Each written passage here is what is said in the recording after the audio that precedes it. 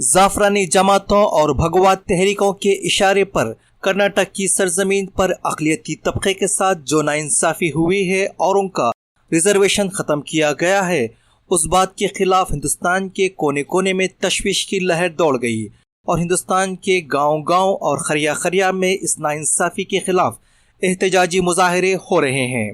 ख़ासकर गुलबर्गा की बाशऊर और सेकुलर अवाम और सियासी कायदीन और तंजीमों और तहरीकों की जानिब से इस नाइंसाफ़ी के खिलाफ सदाए एहतजाज बुलंद की जा रही है। नाज़रीन, वाज़ेह रहे कि जाफरानी हुकूमत के इस तरह के इक़दाम से उनकी नापाक अज़ाइम का साफ पता चलता है और आने वाले इंतखाबात में अगर अक़लियती तबके ने अपने वोट का सही इस्तेमाल नहीं किया तो वो दिन दूर नहीं जब कर्नाटक में सांस लेना भी मुश्किल हो जाएगा।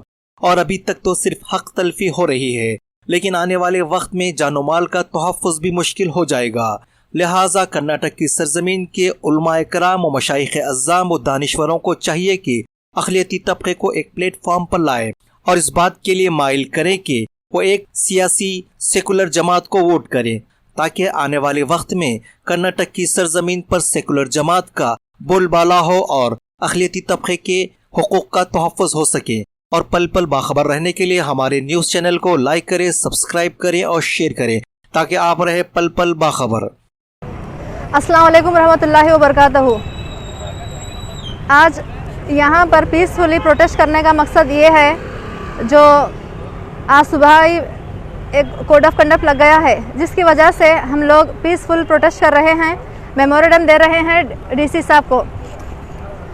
जिस तरह कर्नाटका के सीएम बोम्मई साहब ने जो मुसलमानों का 4% रिजर्वेशन था उसको रद्द किया गया, उसको रद्द करके जो लिंगायत और वक्कलगिरा है उनको दिया गया है। एक तो हमारी पॉपुलेशन के हिसाब से हमारा जो रिजर्वेशन था उसको बढ़ा देना चाहिए था, लेकिन अफसोस बीजेपी सरकार को ये 4% रिजर्वेशन भी चुभने लगा है। तो मैं पहले बात तो कड़ी मजम्मत करती हूँ जो हमारा रिजर्वेशन को हटा दिया गया है। आज मैं अगर यहाँ पर ठहर कर मेरे रिजर्वेशन के लिए मैं बात करती हूँ तो ये मेरा कॉन्स्टिट्यूशनल राइट है।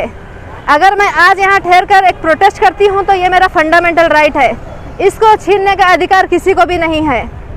तो मैं बोम्मई साहब से डिमांड करती हूँ, जिस तरह आप हमारा रिजर्वेशन रद्द किया गया है उसी तरह हमें रिस्टोर करके दीजिए, उस तरह हमें वापस दीजिए, वरना हम रोडों पे उतर कर एहतजाज करेंगे। आज तो बस एक छोटा सा ट्रायल था, पिक्चर अभी बाकी है। बोम्मई साहब, इधर माह रमज़ान मुबारक के मुक़द्दस महीने का आगाज़ हुआ और उधर भारतीय जनता पार्टी की सरकार ने बसवराज बोम्मई जी ने जो कर्नाटका में ओबीसी कोटा में जो 4% रिजर्वेशन मुसलमानों को हासिल था उसको ख़त्म करने का ऐलान किया।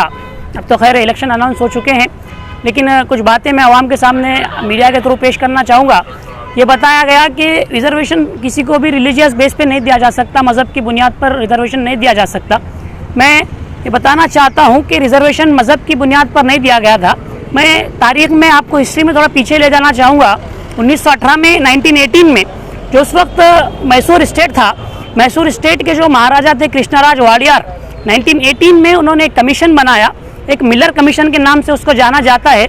और उसमें ये सर्वे किया गया पूरे रिकॉर्ड के साथ, पूरे सर्वे के बाद, पूरे रिसर्च के बाद जब उस कमीशन ने अपनी रिपोर्ट पेश की तो उस वक्त भी 1918 में भी ये बताया गया था कि मुसलमान बैकवर्ड है, मुसलमान पसमानदा है और बैकवर्ड क्लासेस के लिए उस वक्त भी रिजर्वेशन और स्कॉलरशिप को रिकमेंड किया गया था। उसके बाद 1919 में 1990 में वो चिन्नप्पा रेड्डी कमीशन ने भी मुसलमानों को जो है बैकवर्ड क्लास में काउंट किया, मुसलमानों को पसमानदा बताया और उसके बाद 1994 में मुसलमानों को 2B कैटेगरी में शामिल किया गया और उसी की बुनियाद पर मुसलमानों को रिजर्वेशन दिया गया था। पसमानदा होने की वजह से, बैकवर्ड होने की वजह से, मज़हब की बुनियाद पर नहीं दिया गया था। और हमारे वज़ीर आज़म सबका साथ सबका विकास का नारा लगाते हैं, सबके विश्वास की बात करते हैं, लेकिन इस मुल्क की सबसे बड़ी माइनॉरिटी जो कि बैकवर्ड है और उसको बजाय इसके कि उसके अपलिफ्टमेंट के लिए कुछ काम किया जाता, बजाय इसके कि मुसलमानों के तरक्की के कुछ मंसूबे बनाए जाते, कुछ मुसलमानों की तरक्की की पॉलिसी बनाई जाती, उसके बजाय मुसलमानों का रिजर्वेशन कैंसिल करके जो है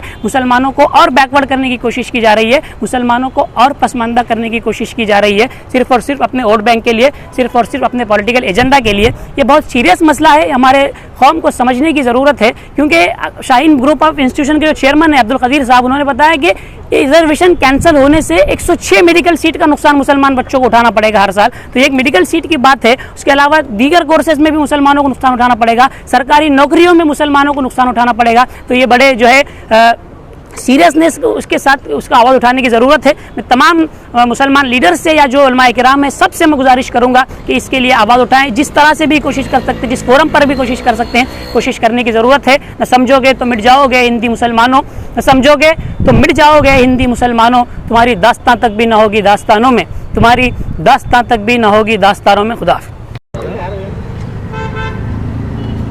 जी जय हिंद साथियों, मैं सिराज शाब्दी। आज विधानसभा में हम लोग मौजूद हैं।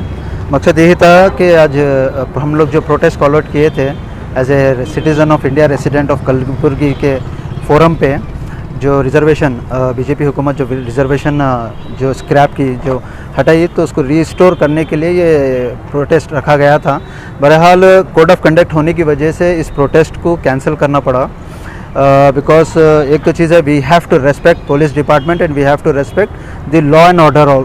तो हम लॉ एंड ऑर्डर को रेस्पेक्ट करते हुए इस प्रोटेस्ट को हम लोग कैंसिल किए। कैंसिल कर then we had a very long discussion with police department. उनसे बात होकर फाइनली वी डिसाइडेड के विल कम ऑन विधानसभा, और यहाँ पर आकर हम लोग सिर्फ डीसी को डिस्कस करके मेमोरेंडम देंगे, और मेमोरेंडम के थ्रू हम जाहिर करेंगे that we are not okay with this policy. तो मैं ये बताना चाह रहा हूँ कि ये जो हुकूमत, बीजेपी हुकूमत या कांग्रेस हुकूमत, ये दोनों भाई बहन की तरह है। ये लोग ये सिर्फ लोगों को बेवकूफ़ बनाना चाह रहे। स्टेट एक ये आया मैसेज हमारे को कि जब रिजर्वेशन पॉलिसी जब आई, ये कैंसिल हुआ, होने के बाद मीटिंग हुई हमारे उलमा इकरामों के, और ये डिसाइड फाइनल हो गया कि हम लोग विल टेक लीगल एक्शन। अगर आपको लीगल एक्शन ये चीज़ पे ही नज़र आई, आपको समझ यही नज़र आई, जब एंटी कन्वर्जन बिल पास हुआ जब कहाँ पे थे आपके लीगल एडवाइजर्स, लीगल एक्शंस जब आप क्यों नहीं लिए? गौ रक्षा का बिल पास हुआ, कई सारे गौ रक्षा के नाम पे कई बच्चों के ऊपर अटैक हुआ, और रिसेंटली हलाल का झटका कट पे कई सारे कारोबार बंद हुए। जब कहाँ पे थे ये लोग जो आज रिजर्वेशन कैंसिल होने के बाद एक स्टेटमेंट देते हैं सब मिल करके, भाई हम लोग लीगल एक्शन लेंगे, कोई भी इसमें प्रोटेस्ट नहीं करेंगे। सी, हम लोग जो कौम की फ़िक्र कर फॉलो करते हम वो हमारा है। और जो इलेक्शन नज़दीक है, लिंगायत के वोट नहीं मिलते हैं, अगर हम ये प्रोटेस्ट करेंगे तो लिंगायत के वोट नहीं मिलते, वक्कलगा के वोट नहीं मिलते, ये सोच रखने वाले उलमा इकराम अगर है तो वो उलमा इकराम नहीं, वो सियासती उलमा इकराम है, और हम वो लोगों को फॉलो नहीं करते।